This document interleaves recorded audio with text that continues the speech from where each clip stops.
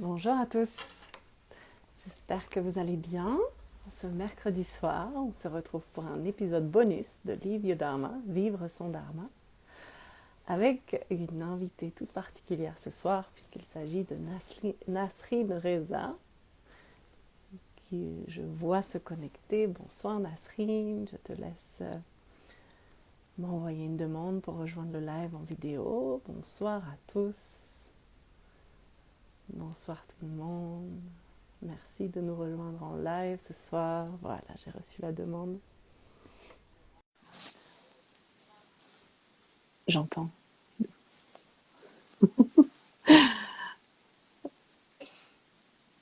Alors, ça y est. Bonsoir Nasrine. Mais bonsoir, très chère Perrine. Je suis ravie de te retrouver. Oui, moi aussi, de te rencontrer Oui, virtuellement, mais de te rencontrer quand même en live. merci beaucoup pour cette belle invitation, pour ce moment de partage. Ben, merci à toi, vraiment. Je partage souvent comme ces invitations à ces lives sont des bouteilles à la mer que j'envoie. Sans, sans restriction. Je contacte les personnes qui m'inspirent le plus, sans me dire non, celle-là, je vois ensuite. Et puis de voir que des personnes comme toi répondent à l'appel, ça me touche vraiment énormément. Donc vraiment, merci infiniment d'avoir répondu présente à cet appel, de m'avoir renvoyé la bouteille. Hey, avec grand plaisir. Donc ce soir, on va parler dharma. Euh, donc le dharma, pour les personnes qui nous découvrent ce soir, c'est un terme qui est issu de la philosophie du yoga, qui a plusieurs significations, mais celle qui revient le plus souvent, c'est celle qui touche à la destinée, la mission de vie, le chemin d'accomplissement, qui est une des traductions que je préfère, mais qui reste quand même un concept théorique pour beaucoup.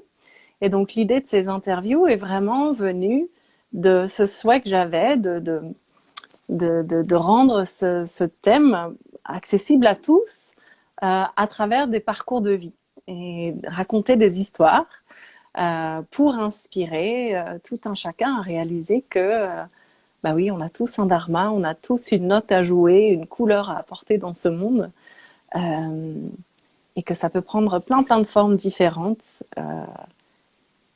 et que moi j'invite des personnes qui m'inspirent, qui de près ou de loin me donnent l'impression de vivre cette vie alignée sur ces élans du cœur, ouais, de ce qui les fait vibrer, ce qui les anime, euh, et que c'est accessible à tous en fait, et qu'on l'a oublié pour plein de raisons différentes. Donc si c'est ok pour toi, Nasrine, l'idée, voilà, ce soir, ce sera peut-être de partager un petit peu de ton parcours de vie à toi, de ta compréhension de ce qu'est ce thème du dharma. Et puis après, voilà, j'ai toujours une petite trame de fond en tête, mais j'aime aussi me laisser guider par la spontanéité de l'instant. Donc, on va voir où cette conversation et cet échange va nous mener. Hey, merveilleux. J'aime beaucoup cette énergie de spontanéité, justement, Mm. de pouvoir juste être dans l'instantané, parce que je pense que toute la vie se résume à travers ce moment présent. Je crois qu'il en est vraiment un merveilleux reflet et de pouvoir tout simplement s'immerger à l'intérieur de cet instant présent sans, il est faux de le dire, mais j'aimerais le formuler comme ça sans peut-être avoir d'intention particulière justement Mm. ou d'observer qu'il y en a, mais pas engager une conversation forcément avec ses intentions, d'être juste quelque part dans cette énergie d'observateur. Eh ben, je trouve que ça ouvre tellement d'horizons, de perspectives, un champ de possibilités, de potentiel qui peut-être ne nous serait pas présenté si nous avions des intentions Mm. spécifiques. Donc, J'aime beaucoup ta dynamique, ma chère Perrine, parce que je partage cela aussi, tu vois, dans cette instantanéité, dans cet accueil de ce qui est, de ce que la vie nous apporte à chaque instant comme révélation intérieure et comme expérience avec le monde extérieur. Ouais. Donc, je crois que la vie est très simple fondamentalement, mais peut-être pour s'en rendre compte, il faut passer par beaucoup de complications. Et moi, ça a été mon cas pendant, ouais, je pense pendant 10 ans en tout cas. Je me suis vraiment compliqué la vie, mais alors, je pense que si j'essayais aujourd'hui, j'arriverais même plus. Tellement, tellement ça m'a pris de l'énergie, tellement j'étais sur le pied de guerre, toujours à vouloir contrôler non pas la vie, mais me contrôler, parce que j'avais un gros conflit intérieur, en fait, avec moi-même. Je me rejetais complètement. Rejetais quelque part la nature profonde de cet être humain qui est doté de beaucoup d'intuition, comme tout un chacun. Mais cette intuition, en fait, lui faisait véritablement défaut. C'est comme un fardeau à porter, parce que je recevais, enfin je reçois toujours, mais aujourd'hui dans une autre dynamique intérieure, mais je recevais tellement d'informations en lien avec le monde extérieur, les gens que je croisais. C'est à cette voix puissante, comme une espèce de station de radio qui est là, H24 tout le temps et qui te transmet des infos. Peu importe qui tu vas croiser, l'objet que tu vas avoir, ça va te parler de la mémoire de l'objet. Enfin, ça n'arrête pas de parler, quoi. Et du coup, quand j'étais petite, eh ben, j'étais dans cet élan spontané parce que quand on est petit, on n'a pas trop la peur d'être rejeté, la peur de ne pas être aimé. Et du coup, bah, je me retrouvais à transmettre ces informations aux gens jusqu'au jour où je me suis vraiment faite engueuler et rejeter avec beaucoup de violence. C'est là où tous mes problèmes ont commencé. Je me suis dit, oh, ok, si cette personne me jette cela à la figure avec autant de violence, c'est que je dois vraiment avoir un problème. Je suis pas normale. C'est pas possible qu'on me rejette de la sorte. Et du coup, j'ai commencé à lutter vraiment. Je me suis vraiment tapée dessus avec beaucoup de force, de violence. Ben, dans l'ultime but d'être normale. Mission impossible, heureusement. Donc aujourd'hui, quand les gens me disent «Ah, j'aimerais être normale, avoir une vie normale», ça me fait toujours beaucoup sourire parce que ça fait beaucoup écho aussi avec mes expériences de vie dans ce sens, tu vois. On veut se fondre dans la masse, ne pas être vu, on veut se faire tout petit, juste vivre tranquille dans un coin, mais quand même avoir des relations sociales, tu vois, surtout à un jeune âge. Parce que je me suis aperçue, au fait, de cette intuition quand j'avais 5 ans, et de 5 ans à 15 ans, j'étais en guerre, quoi. J'ai vraiment déclaré la guerre à moi-même. Jusqu'à ce que j'arrive à l'âge de 15 ans, et puis là, je me retrouve complètement épuisée, détruite physiquement, psychiquement, et puis j'avais envie de mettre fin à ma vie. C'est à ce moment-là, au fait, que cette voix, qui était déjà très puissante, est devenue encore plus puissante. Et là, il y a un dialogue qui s'est instauré.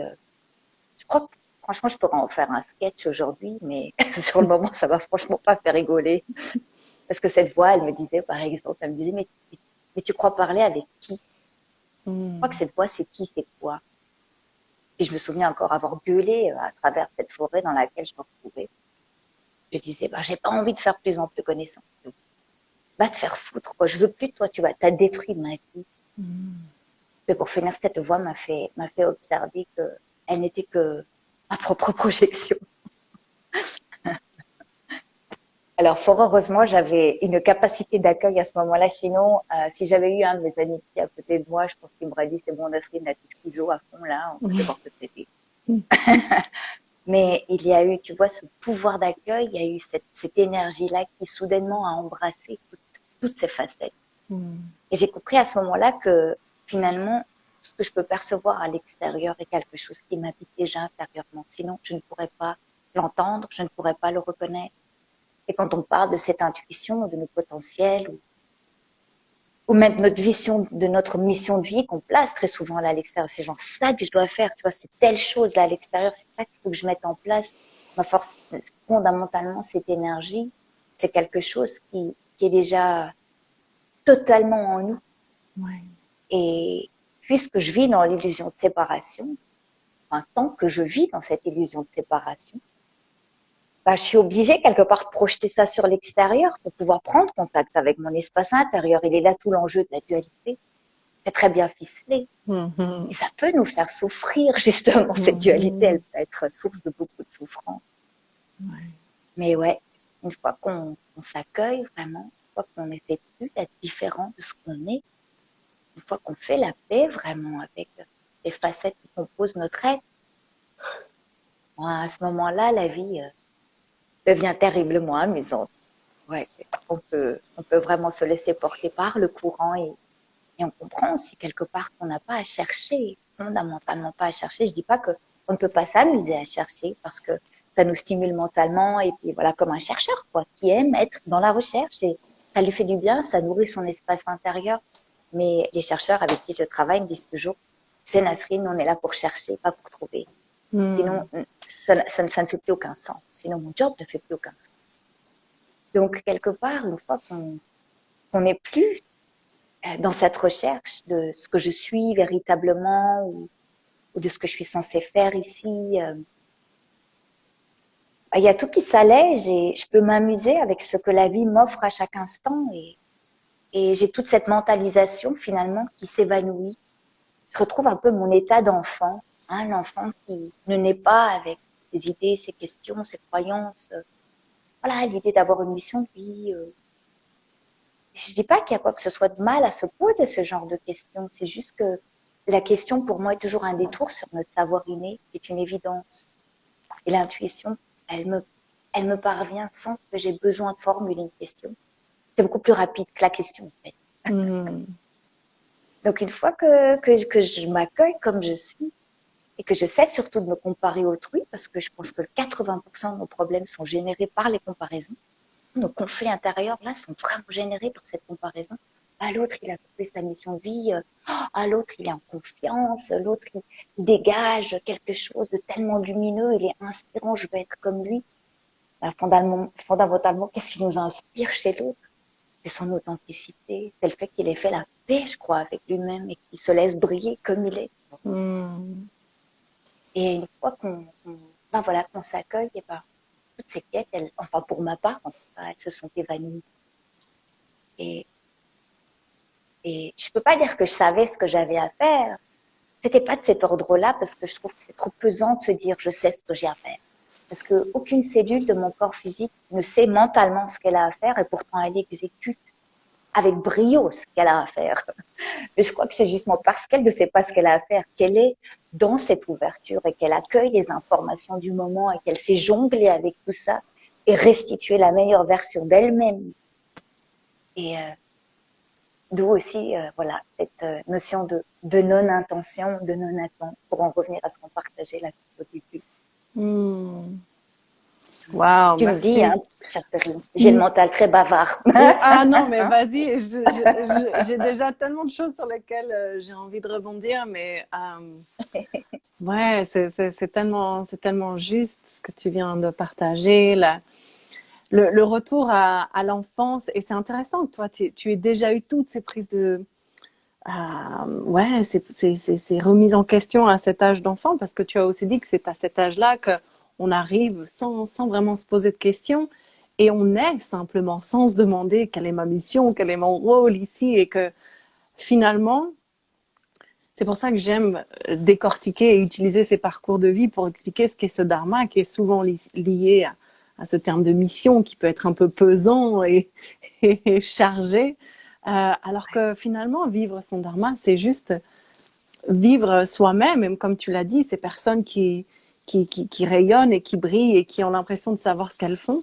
peut-être que finalement c'est ça, c'est simplement qu'elles s'autorisent à être dans l'instant présent, à ressentir ce qui les anime, et ça me fait sourire parce que je me retrouve tellement dans ce chemin il y a encore quelques années, et puis même encore aujourd'hui, ça peut m'arriver avec cette sensation que j'ai besoin de savoir ce vers quoi je me dirige, la direction, et que tout le monde autour de moi connaît son plan de vie.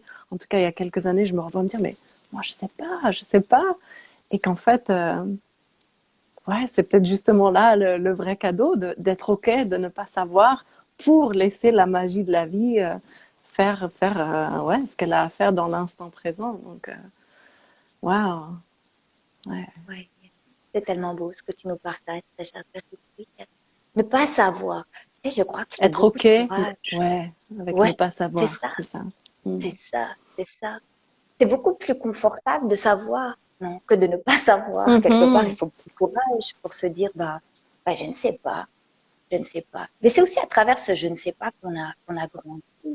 On est venu au monde avec comme un espace vide, et Mhm. dépouillé de tout concept, de toute idée préconçue, de tout jugement. Et c'est aussi pour ça qu'on dit que l'enfant apprend très rapidement.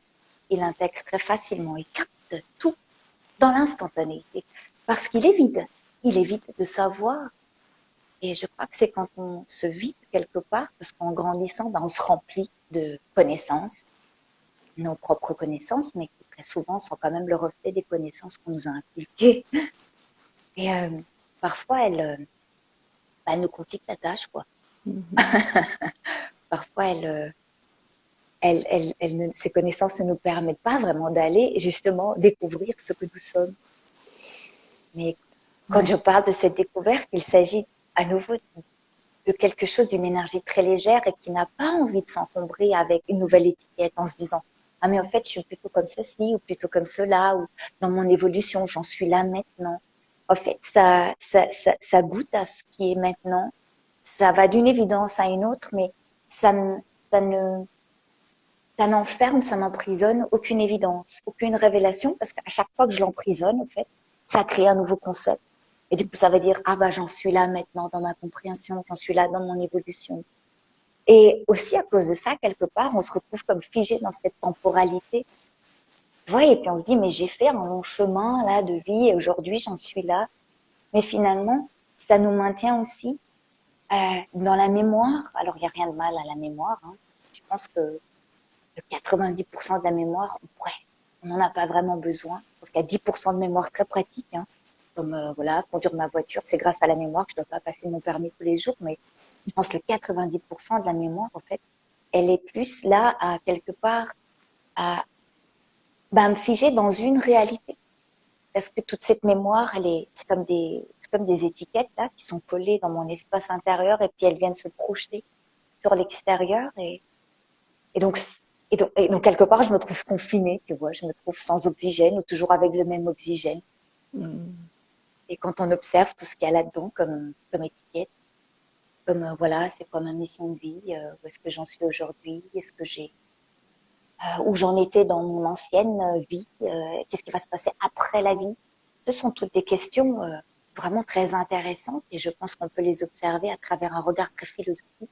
Et c'est cool de pouvoir s'entretenir avec ça, mais c'est comme l'enfant, tu vois, sur cette énergie, c'est de dire, je peux m'entretenir avec cette question philosophique, comme un enfant qui joue avec un jouet, un nouveau jouet. Mm. Mais une fois qu'il a goûté à ce jouet, vraiment, il s'est mis en contact, il a fait un corps à corps avec ce jouet, il a observé, voilà, il a goûté, il s'est imprégné de ce jouet, au bout d'un moment, il le laisse tomber, ce jouet, il passe à un autre jouet. Et il va pas pleurer, il va pas être triste, il va pas se dire, ah, attention, il faut que je stocke tous mes jouets pour que je puisse quelque part avoir des points de référence dans ma vie pour savoir où je me situe par rapport à ce jouet, à telle expérience que j'ai faite dans le passé. Ça, c'est le bordel. Toi, tu as économisé toute ton année pour lui offrir un beau jouet à Noël et puis il joue avec 2 minutes et puis après, il le fout dans un coin. Et puis, on se dit, mais c'est pas possible quand même. Mais finalement, l'enfant, je trouve qu'il a tout à fait raison parce que, voilà, il peut très vite faire le tour du jouet. Ouais. Euh, pas parce qu'il manque de profondeur et qu'il ne va pas questionner le jouet à travers un regard aiguisé, mais parce que c'est comme si intuitivement il captait le truc. Tu vois, c'est comme si intuitivement il arrive à se mettre en contact avec telle chose, avec ce jouet, cette situation, cette expérience, et qu'il n'a pas besoin d'aller approfondir mentalement. Et donc, ça lui prend beaucoup moins de temps quelque part. Donc, on part à l'être humain qui peut rester 5 ans avec la même problématique, parce qu'au bout de 5 ans, on peut presque appeler une situation un problème. Elle n'est pas passagère, c'est que quelque part, ça peut peut-être générer un problème, une mémoire qui se répète, qui se répète, qui se répète. Puis l'adulte, il va se dire pourquoi est-ce qu'elle se répète, et le fait de se demander pourquoi cette situation se répète, ben, il va entretenir une relation avec cette situation et le fait d'entretenir cette situation ben, va amener quelque part à une continuité, vraiment un processus de schéma répété. C'est pour ça que j'aime beaucoup observer les enfants. Ouais. Ouais, tu parles beaucoup de légèreté et puis forcément avec les enfants, on pense au jeu aussi. Et là, tu vois, ce qui me vient, c'est dans le dharma, il y a pour moi quelque chose qui peut nous mettre en piste de ce qui est juste pour nous, ce qui est, encore une fois, va nous permettre d'exprimer notre vérité, notre authenticité. C'est ce qui nous met en joie.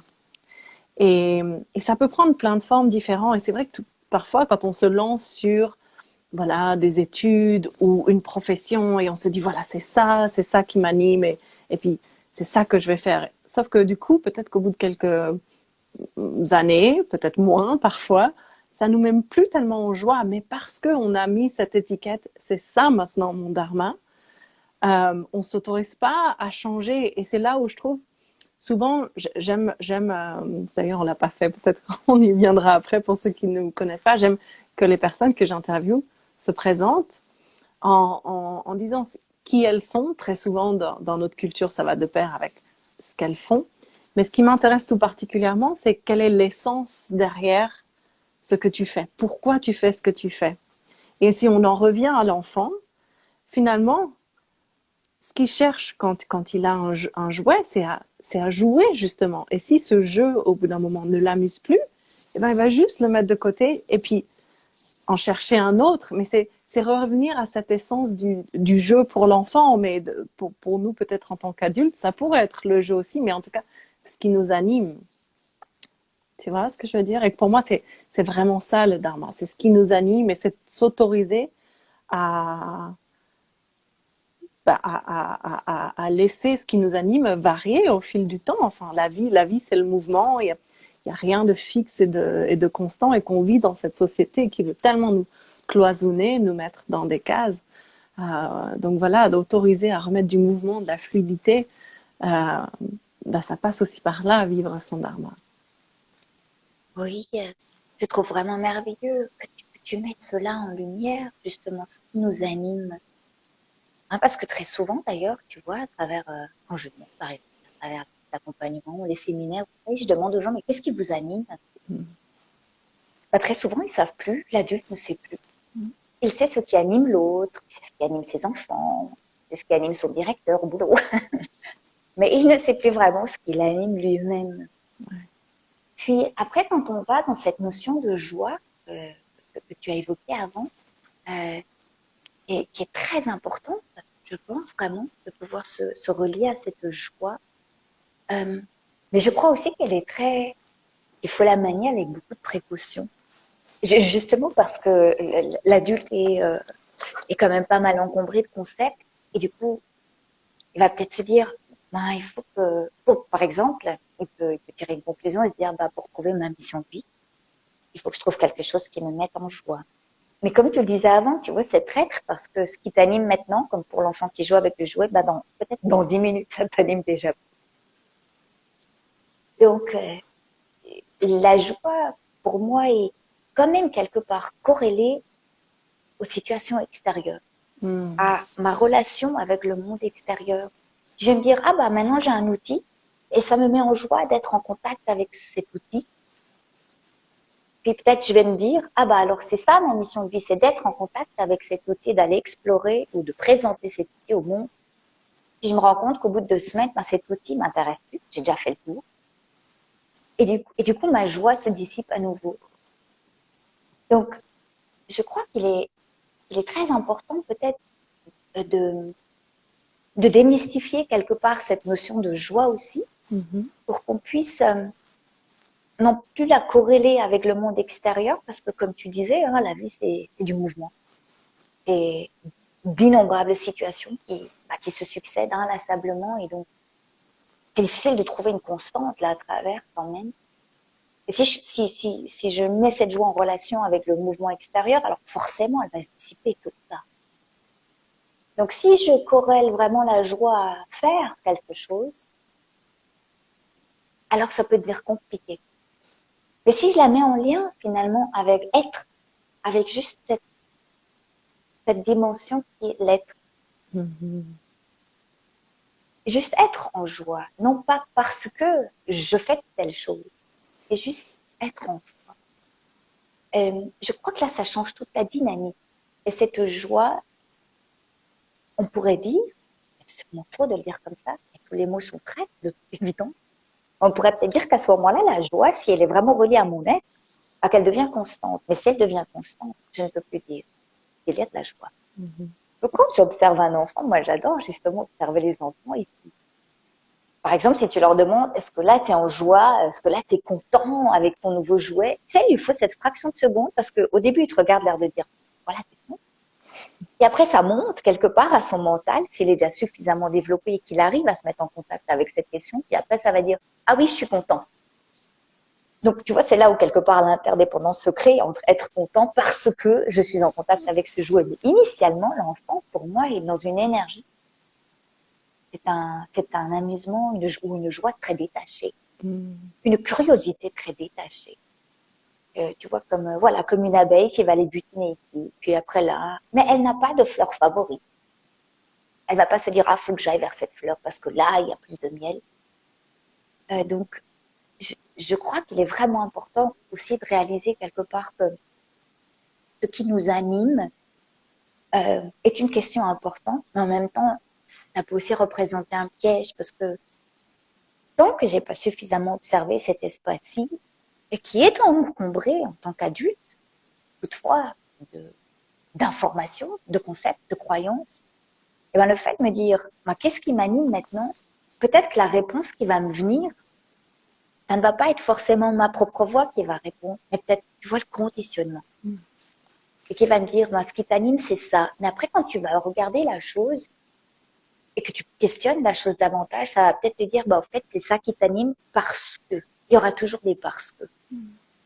Parce que ça va te donner une stabilité dans la vie, parce que ça va te permettre d'être reconnu, parce que ça va te permettre de davantage t'aimer, de faire briller ta propre lumière, parce que, etc. Donc pour moi, dès l'instant où quelqu'un me répond par « cela m'anime parce que », je l'invite à observer que tous ces parce que proviennent sûrement de son conditionnement, qui lui peut toujours expliquer toute chose. Mais l'enfant, quand il va vers un jouet, tu lui dis « pourquoi est-ce que ce jouet t'anime ?» Il va te dire « enfin, je comprends même pas la question. » C'est un élan, c'est une évidence, c'est quelque chose que je ne peux pas expliquer. Et donc, quand les gens me disent « mais Nasrine, qu'est-ce qui t'anime et pourquoi est-ce que tu fais ce que tu fais ?» Je leur réponds toujours « j'en sais fichtrement rien, franchement. » Il n'y a pas de parce que. Ah, est-ce que c'est parce que tu veux aider les autres? Surtout pas. J'ai pas cette prétention. Parce que si j'étais dans l'idée de vouloir aider l'autre, alors je l'écraserais et je serais moi la toute puissante à aider quiconque. Donc c'est en tout cas pas dans une énergie d'entraide, pas du tout, parce que je ferais de l'autre vraiment quelque chose de très impuissant.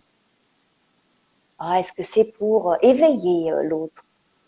Non, parce que j'ai pas d'intention. Après l'autre me dit, ah, tu m'aides à m'éveiller, tu m'aides à ceci ou à cela.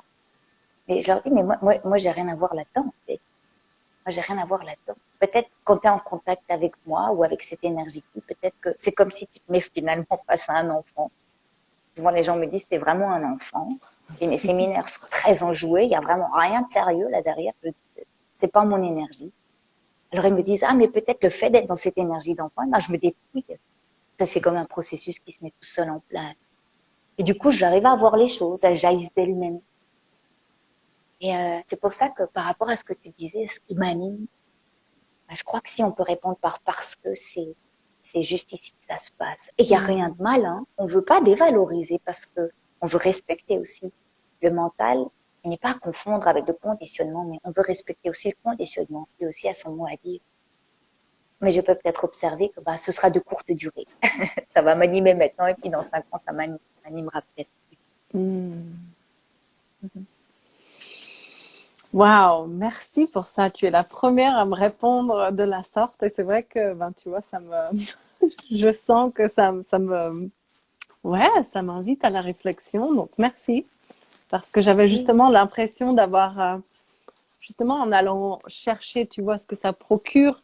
Alors, je parle de joie, je parle, souvent j'aime bien la piste de la curiosité, de l'enthousiasme, de l'énergie, tu vois, de se sentir nourri. Mais c'est vrai que tout ça vient de l'extérieur, donc c'est un prisme que j'avais pas encore envisagé et ben merci de m'inviter à cette réflexion. Oui, comme merci toi-même, très chère Perrine. Oui, oui, oui, je crois que l'observation est tellement importante. Pour moi, ça devrait être déjà intégré dans les écoles, tu vois, Mm. de pouvoir avoir ce recul et observer. Parce qu'on porte beaucoup notre attention sur l'histoire. Hein, à l'école, on nous apprend l'histoire d'un tel, l'histoire d'un pays. On nous apprend beaucoup de choses en lien avec ce monde extérieur et c'est fantastique. Hein. C'est merveilleux qu'on ait accès à ces connaissances. Mais il y a peu de... Enfin, personnellement, je ne connais pas d'approche ou d'école ou d'institution qui, à part peut-être une ou deux exceptions, comme la Rudolf Steiner, ou qui va plutôt amener vraiment l'enfant ou le jeune à aller observer ce qui se passe en lui Mm. quand il est en contact avec le monde extérieur. Et donc, un enfant qui grandit dans cette dynamique, quelque part dans cette énergie d'observation, il va facilement pouvoir déceler ce qui lui appartient et ce qui ne lui appartient pas, ce qui a été inculqué et ce qui est de l'ordre du savoir inné, cette évidence qui ne peut pas s'expliquer. Donc, c'est un enfant qui aura une grande clarté intérieure hein, dès son plus jeune âge. Mm. Mais là, voilà, peut-être pour nous tous, ben, on a plutôt été victime un peu d'un bourrage de crâne comme ça. Et c'est pour ça que j'aime m'amuser avec les remises en question. Ça rend parfois les gens un peu fous. Hein, lors du séminaire, ils sortent le samedi soir, on fait sur 2 jours. Le dimanche, tout va bien, mais le samedi soir, ils sortent de là, ils savent plus comment ils s'appellent. Ils ont attends. Je crois que j'ai rien compris, je sais plus qui je suis, je sais plus ce qu'il faut croire, est-ce qu'il faut que je fasse encore mon travail de thérapeute, de ceci, de médecin, de chercheur, de... Et c'est génial. À chaque fois, je leur dis, mais regardez le cadeau que vous vous faites, en fait. Regardez le cadeau que vous faites. Déjà, il faut beaucoup de courage pour remettre en question nos plus grandes vérités. Et il faut vraiment beaucoup de courage pour se Ouais. dire, mais attends, le truc avec lequel je vis là depuis tant d'années, est-ce que c'est vraiment vrai?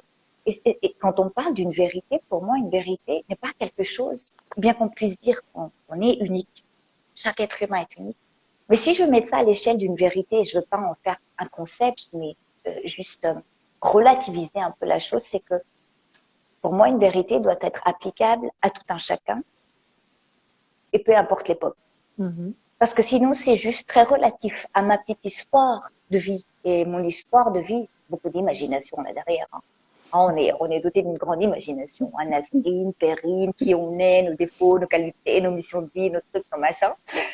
Et donc, il est difficile de pouvoir ancrer quelque part cette énergie de vérité à travers une histoire qui se raconte, qui se répète à travers la mémoire, mais qui aime aussi en rajouter en passage. Il n'y a pas de mal, une histoire pour une autre. Mais quand je fais référence à cette vérité, je dis toujours, il faut que ce soit quelque chose d'uniforme, quelque chose qui soit applicable à moi, à toi, peu importe l'époque. Hein, comme la gravité, voilà, c'est une vérité pour la réalité ici, ça s'applique à tout un chacun, peu importe l'époque. Sinon, c'est relatif, sinon c'est juste une croyance passagère, ça n'a rien à voir avec la puissance d'une vérité. Mais même si je trouve cette puissance-là, je ne vais pas m'y accrocher pour autant. Donc, je dis toujours aux participants aussi, ben bravo à vous parce que vous avez eu le courage de remettre en question vraiment beaucoup de vérité. Et de ce fait, vous allez pouvoir vraiment vous rapprocher finalement de cette essence et qui finalement est pour moi un espace qui est très léger, très dépouillé. On peut appeler ça très en joie si on veut coller des étiquettes. Mais voilà, ça ne s'ancre pas plus que tant non plus. Ça n'a pas plus que tant envie de s'ancrer dans un concept ou dans une forcément dans une religion, dans une philosophie de vie ou dans une méthode de bien-être. Ou... Ça va aller butiner un peu de ci, de là, mais ça n'en fait jamais une vérité en tant que telle. Ça voit que c'est libre finalement. C'est un mouvement très libre et imprévisible. Ouais. Alors c'est intéressant parce que du coup, tu vois, ça me donne envie d'utiliser ma trame de questions habituelles, mais de les poser différemment. Je t'explique. Très souvent, ce que je demande à mes invités, ce que j'ai moi compris en tout cas du Dharma, c'est que finalement les choses sont souvent très bien faites et que la vie nous envoie ce dont on a besoin pour se révéler à nous-mêmes et justement révéler cette lumière, ces ressources intérieures, cette capacité à briller dans notre authenticité, notre vérité. Et très souvent, ça peut passer par des épisodes assez inconfortables, des épreuves, des choses comme ça. Mais maintenant, je suis en train de tout remettre en question à l'instant en échangeant avec toi. Et du coup, je me demande ce que tu penses de ça, toi. Qu'est-ce que tu penses de ce que je viens de finalement de ce postulat que je viens de poser, comme si c'était une vérité, alors que ça l'est peut-être pas forcément. Comment tu vois les choses justement de la vie qui nous enverrait les épreuves, qui nous permettent de nous révéler à nous-mêmes, d'aller toucher du doigt nos forces, nos ressources qu'on n'aurait pas forcément su qu'elles étaient là si on n'avait pas été confronté à tel ou tel événement de vie, accident, maladie, quelle que soit la situation. Est-ce que c'est comme ça que tu vois les choses aussi ou... Alors on peut dire oui et non. Ça dépend en fait du point de vue à partir duquel on regarde ce qu'on appelle la vie. La vie pour moi c'est une réalité possible. Mais c'est mon point de vue sur la vie qui va déterminer finalement ce qu'est la vie. Mm-hmm. Donc,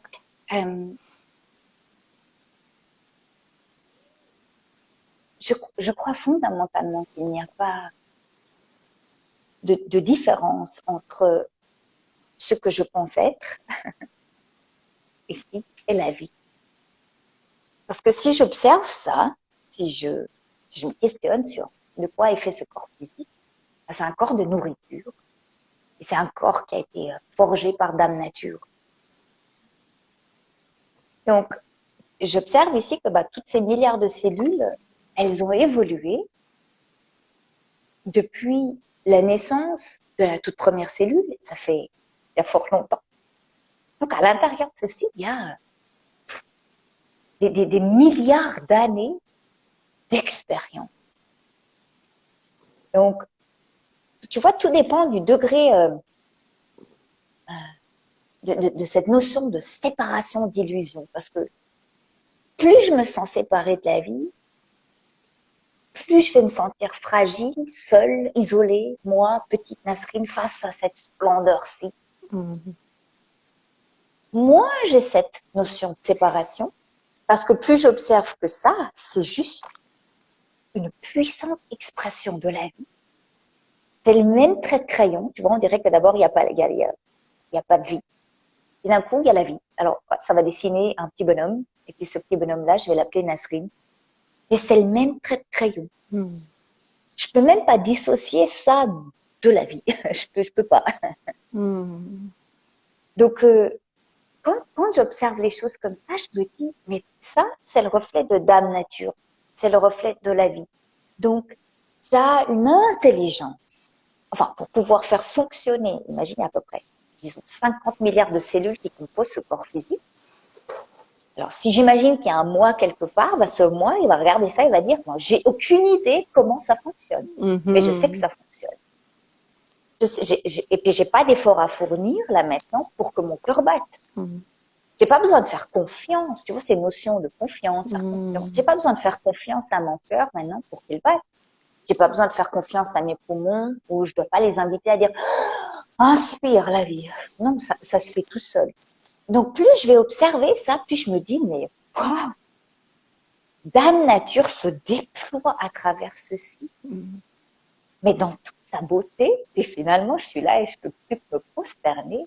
Donc, Dame Nature se déploie à travers ce corps physique qui contient finalement toutes les informations en lien avec le monde manifesté depuis que l'existence existe. Je pourrais même aller jusque-là, depuis le début de l'existence. Donc, il y a une telle intelligence là derrière qui a su faire évoluer une petite cellule rudimentaire. Et ça a donné naissance à un être humain qui est l'entité. C'est peut-être faux de le dire comme ça, mais qui est la plus sophistiquée de cette planète bleue. Hein, il y a un état de conscience ici. Après, je ne sais pas comment ça se passe pour les animaux, mais en tout cas par rapport à ici, il y a quand même un état de conscience très aiguisé. Les prouesses de l'humanité, elles sont juste magistrales. Donc, il y a quelque chose qui est vraiment de l'ordre du miracle et de la magie. La magie parce que je ne peux pas expliquer comment cela fonctionne, mais ça fonctionne.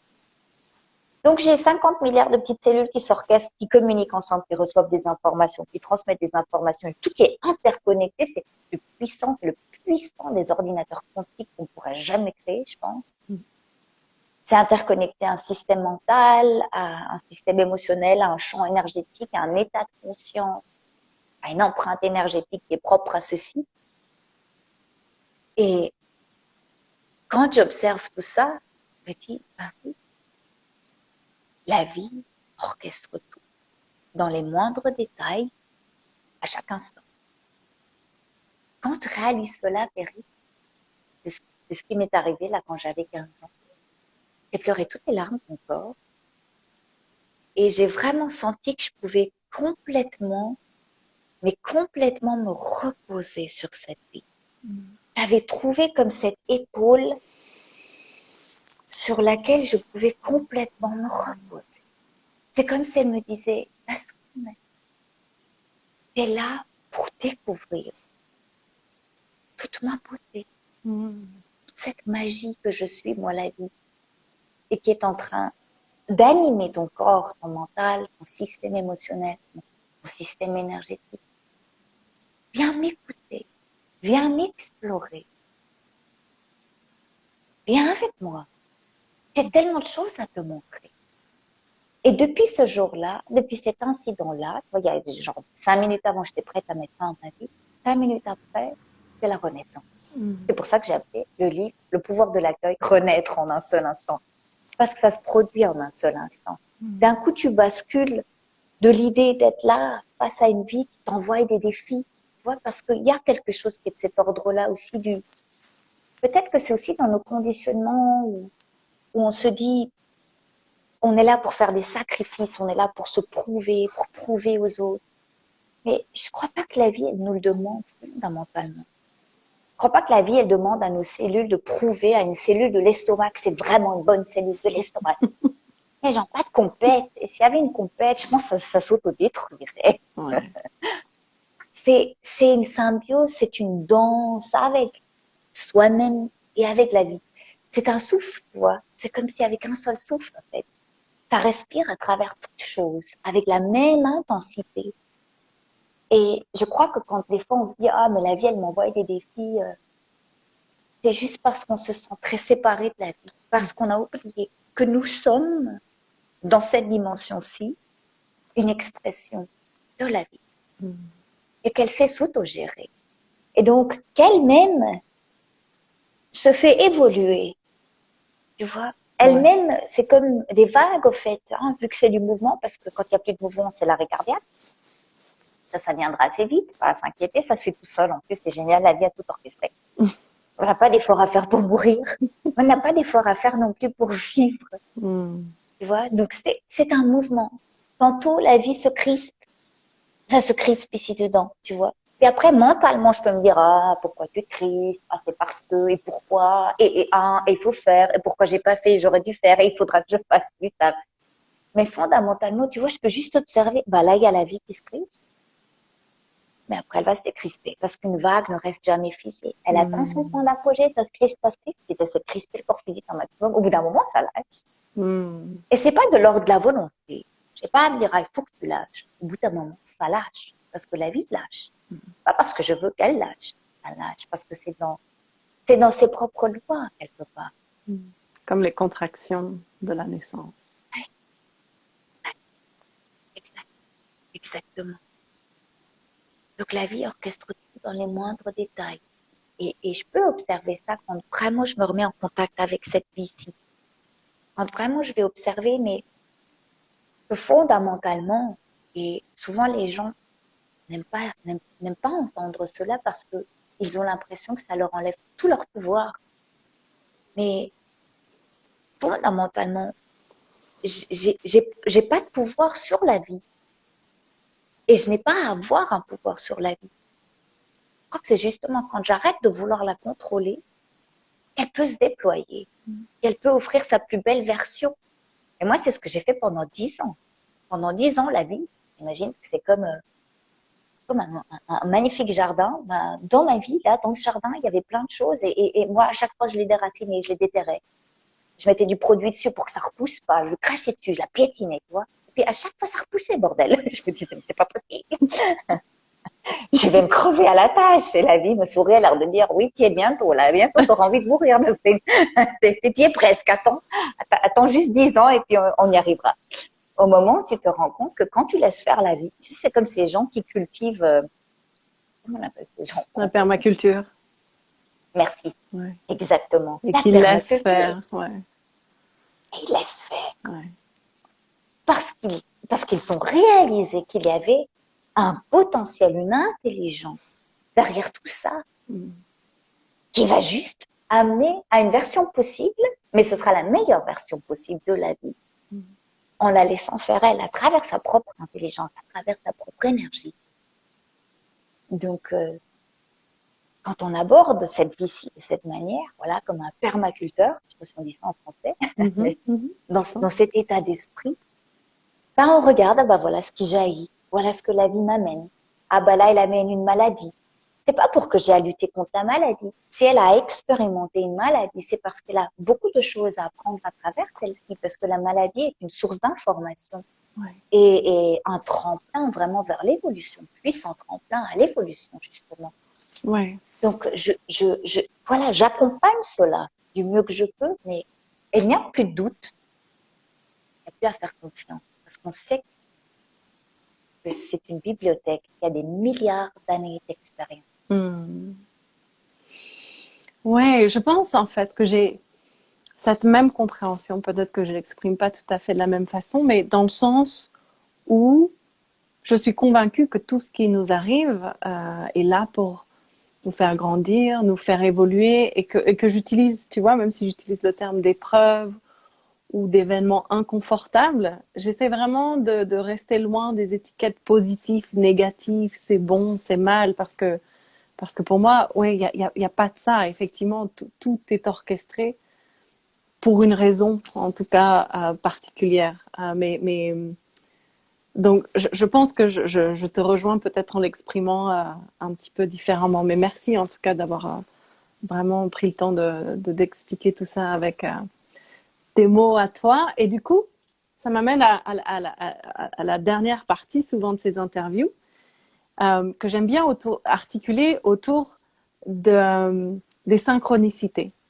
Et à quel point, justement, autant la vie peut nous passer des messages par ces périodes d'épreuve pour nous dire, tiens, c'est peut-être pas là le bon chemin, ou tiens, tu as ça à apprendre de telle situation, tiens, tu regardes, en fait, quand tu auras traversé cette épreuve, tu réaliseras à quel point tu as cette force et ces capacités que tu ignorais peut-être jusque-là. Et que par contre, une fois que, justement, on s'autorise à être pleinement, la vie nous soutient. J'ai cette conviction que la vie va vraiment nous soutenir en nous présentant là, et c'est sans vouloir dire qu'avant c'est justement que des épreuves, etc. Puis qu'après c'est le monde des bisounours et des licornes et que c'est tout rose. Mais que de manière générale, et peut-être que c'est un changement aussi de point de vue, mais qui fait que tout d'un coup, on a cette sensation que la vie nous soutient à travers, oui, de synchronicité, des rencontres, des opportunités qui se présentent, etc. Donc à nouveau, ben, j'aimerais avoir ton regard sur ça. Oui, merci, avec grand plaisir. Pour revenir juste au terme d'épreuve, pour ma part, ma plus grande épreuve, c'était de pouvoir me reposer sur la vie. Je crois que c'est d'ailleurs la seule épreuve, quelque part, si on peut parler d'épreuve. Mhm. C'est soit je m'abandonne à la vie, dès l'instant où je me retire de cet abandon à elle, ben, je peux me sentir dans l'épreuve. Mhm. Et après, quand je suis dans cette notion d'épreuve, pour pouvoir me reconnecter à la vie, quelque part, ouais, c'est pas que je peux me reconnecter à la vie parce que je suis une expression de la vie. Les mots sont faux, mais on s'entend. Disons que pour pouvoir me reconnecter à la vie, à ce moment-là, euh, je, je, je peux avoir l'impression, je vais le formuler comme ça, qu'elle m'envoie des messages. Et ces messages, ces synchronicités, euh, finalement, quand on va les observer, les messages qu'il y a derrière ces messages, derrière ces synchronicités, pour moi, ça reste toujours un appel à viens te reposer sur moi. Mhm. T'as juste à te reposer sur moi. Parce que comprendre, ça, tu vas pas pouvoir le faire. Mhm. Pour pouvoir comprendre quelque chose, il faut avoir une extrême grande vue d'ensemble sur la chose. Quand les gens me disent je comprends comment mon corps physique fonctionne, ils me parlent d'une toute petite fonction parmi des milliards d'autres. Ouais. Donc je comprends juste une petite chose parmi tant d'autres, ce qui est génial. Mais comprendre, c'est aussi figer quelque part. Comprendre, c'est aborder la vie à travers cet aspect préconditionné, cette énergie de contrôle. Mais quand je m'abandonne, comme tu disais avant, à la vie, alors tout redevient fluide. Bah oui, fluide, pourquoi pas? Bah parce que je me laisse porter par le mouvement, Mhm. parce que je suis sur ma planche de surf et puis je peux juste surfer les vagues qu'elle me présente. Quand je suis dans une énergie où je crois être face à un défi, ou qu'elle me lance un défi, ou qu'elle veut me faire comprendre quelque chose en particulier, qui va systématiquement activer mon mental davantage, bah, je commence à me crisper. Et j'essaie de comprendre parce que toute recherche, toute attente, finalement, passe par une crispation du corps physique. Donc, très important, je crois aussi d'observer le corps physique, je fais tout en référence au corps physique. Mhm. C'est simple à observer. Mais dès l'instant où je commence à me crisper, ben, je suis dans une sensation d'épreuve. Pourquoi? Les mouvements de la vie sont toujours là. Elle me dit juste, viens avec moi. Il y a une superbe vague, elle fait 15 mètres de haut. Puis on nous a dit quelque part, oh, Nasrine, t'arrives à gérer la vie. Ah ouais, Mhm. comment? J'esquive la vague, je peux pas. Elle fait 30 km de long, 15 km de haut. Je fais quoi? Je vais dessous, je passe dessous, c'est pas possible. Je peux juste me noyer, au mieux. Ou alors me laisser porter par la vague. Mhm. Donc, quand je suis dans cette notion d'épreuve, je vais me crisper physiquement, qui va pas vraiment me donner la possibilité d'aller avec le mouvement de la vague. Et le fait de ne pas pouvoir aller avec le mouvement de la vague va m'activer le mental davantage et ça va commencer à me faire poser des questions de l'ordre de pourquoi est-ce que la vie est si compliquée? Quel est son message? Qu'est-ce qu'elle veut me dire?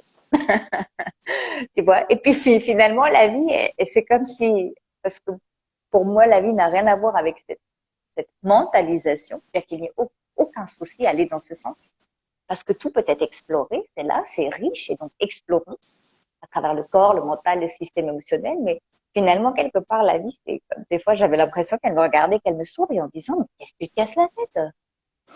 T'as juste à détendre ton corps physique, Nasrine, Mhm. et à te laisser porter. Appuie-toi sur moi. Mhm. Appuie-toi sur moi. Tu es déjà là. Regarde ton corps physique. Ça, c'est de la vie. C'est moi. C'est mon intelligence qui s'exprime ici. Tu t'es toujours appuyé sur moi. Réalise. Sinon, tu serais en train de t'inquiéter parce que tu ne sais pas s'il y aura un prochain battement de cœur, si ton estomac va digérer. Et mais tu ne pourrais pas fonctionner comme ça, n'est-ce pas, Nasrine? Tu ne peux pas fonctionner à travers toutes ces inquiétudes. Donc, pour moi, la vie, fondamentalement, elle ne nous envoie pas de défis.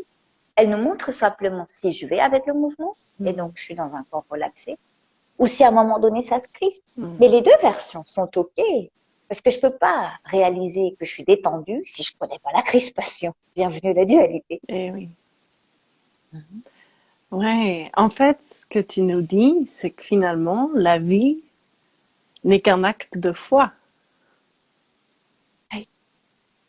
Et même, c'est même trop dur, je pense. Il n'y a même pas besoin d'avoir la foi. La foi dans le sens, pas forcément dans le sens religieux du terme, mais de confiance et comme tu dis, de Ouais. lâcher prise et d'abandon complet à ce Bon, qui est pour se laisser exact.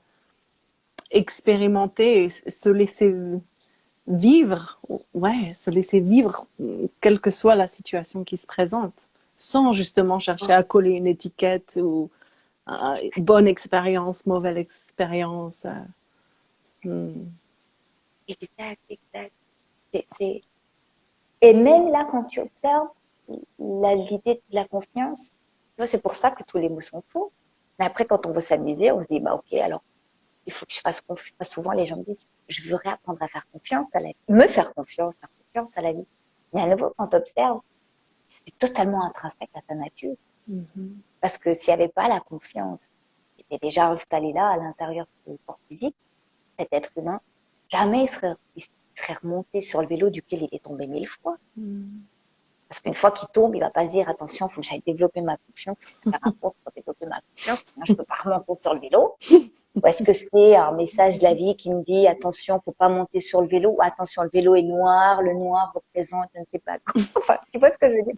Et c'est ok de s'amuser avec tout ça aussi, parce que Ouais. finalement, on s'amuse, c'est ok, tout est bon à explorer de toute façon. Mais c'est tellement ça, comme tu dis, c'est un acte de foi. Et quand je dis c'est même trop dire, c'est que finalement, quand tu réalises que tu n'as rien à faire, ça se fait. Mm-hmm. Le cœur bat tout seul, ça parle tout seul.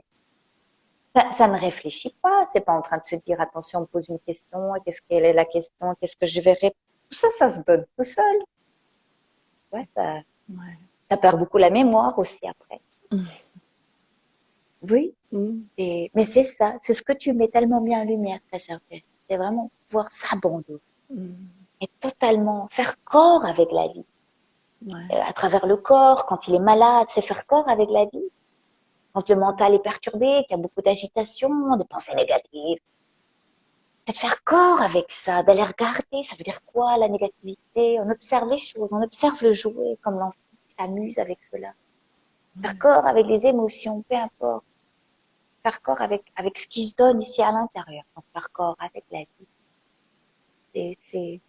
Ça simplifie tellement les choses. Mm.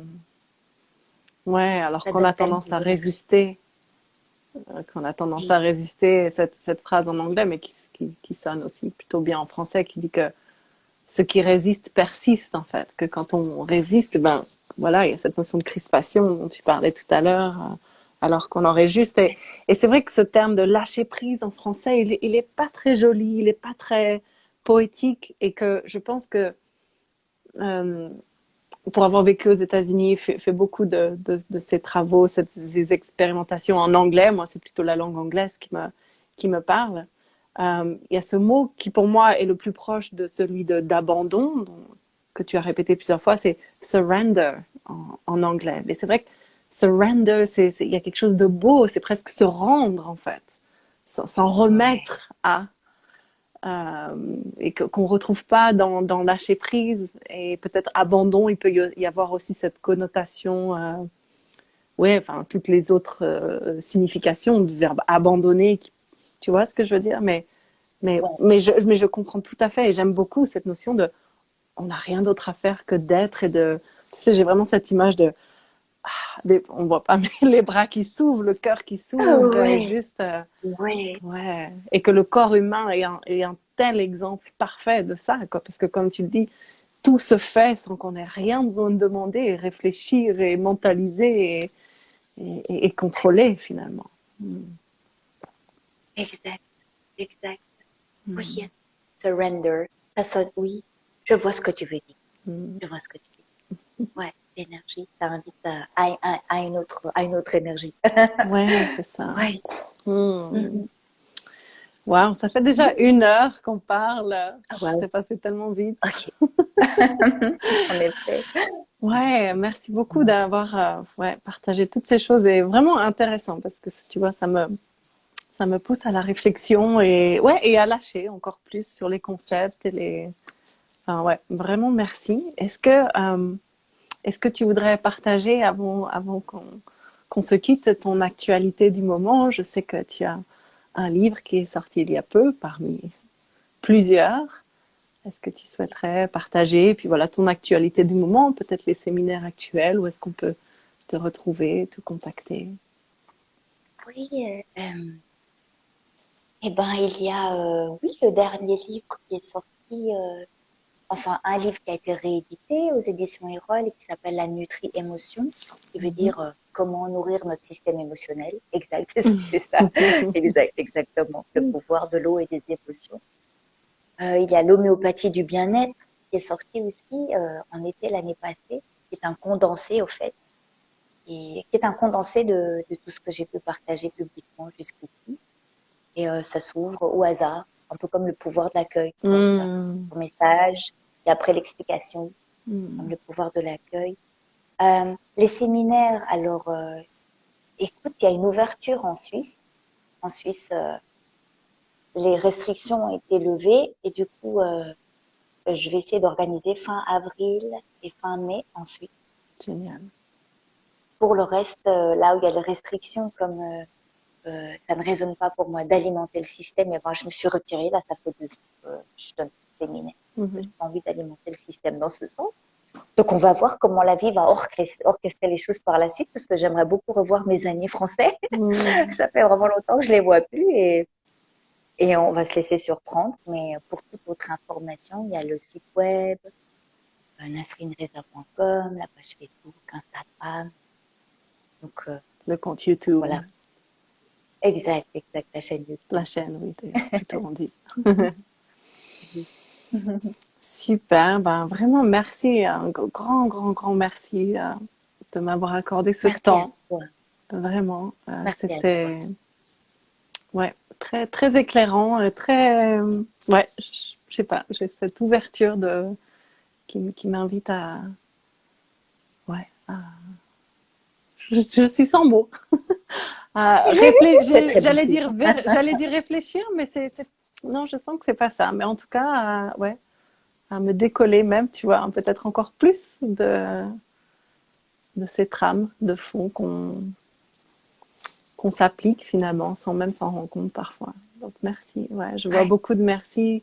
J'ai pas vraiment pris le temps de regarder les commentaires et les questions. C'est vrai que pendant ces interviews, j'essaie vraiment de rester présente à la personne que j'interviewe. Si tu es ouverte à ce qu'on t'envoie des messages directement pour les personnes qui ont des questions, c'est OK pour toi? Oui, bien sûr. Oui, bien sûr, elles peuvent le faire directement, sans souci. Alors, et un grand bonjour à toutes celles et ceux qui sont là avec nous d'ailleurs. Oui, tout à fait, en direct. Ouais, et merci. Je mettrai le live en replay aussi, donc pour ceux qui n'auront pas pu le suivre en direct, ça sera disponible. Et en général, je le mets sur YouTube aussi, si tu veux que je t'envoie le lien.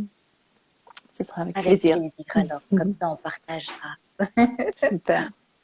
Un grand merci, Nasrine. Un grand merci. Vraiment. Merci à toi, professeur Perrine, de briller juste ce que tu es.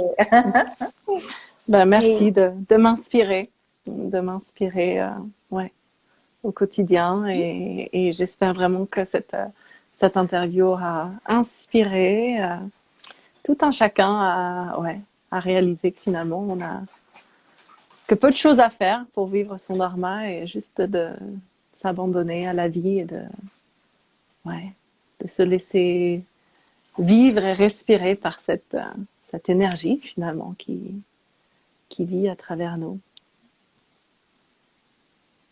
Merveilleux, c'est un peu. Passe une belle fin de journée, ou c'est peut-être que le milieu de journée pour toi? C'est ça? Tu es au Brésil? C'est ça? Non, je suis de retour en Europe. Tu es de retour en Europe, alors c'est la fin de journée aussi pour toi sans doute. Exact. Eh bien, un doux moment présent, très chère Perrine, encore un grand merci. Toi aussi. Merci beaucoup, merci à tous et à bientôt. Ouais. Au revoir. Je vous embrasse. Au revoir. Au revoir.